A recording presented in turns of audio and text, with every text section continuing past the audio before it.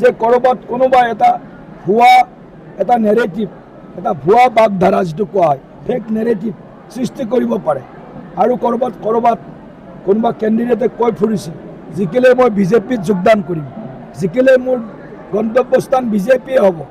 ইয়াত এই ধৰণৰ কোনো কথা নাই। কাকো বিজেপিয়ে যিসকলে ভাবিছে এইবিলাক কথা এইবিলাক বিভ্ৰান্ত কৰিবৰ কাৰণে কোৱা কথা আৰু আমাৰ দলৰ প্ৰাৰ্থী ধীৰাজ গোৱালাক ভোটদান কৰিবৰ কাৰণে মই সকলো কাৰ্যকৰ্তাক বুথে বুথে কাম কৰিবৰ কাৰণে আহ্বান জনাইছোঁ।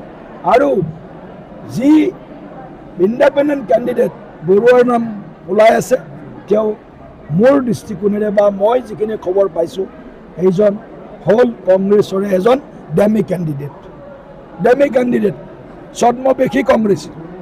গতিকে ছদ্মবেশী কংগ্ৰেছীতকৈ হয়তো কংগ্ৰেছীজন বেছি ভাল হ'ব, কৰ্মী বোলাজন, বুজানে? অপজিশ্যন যদি হয় কোনোবা যদি অপজিশ্যনক ভোট দিয়ে অলপ কৰ্মীকে ভোট দিয়ক, কিন্তু ছদ্মবেশী কংগ্ৰেছীক কোনেও যাতে ভোট নিদিয়ে।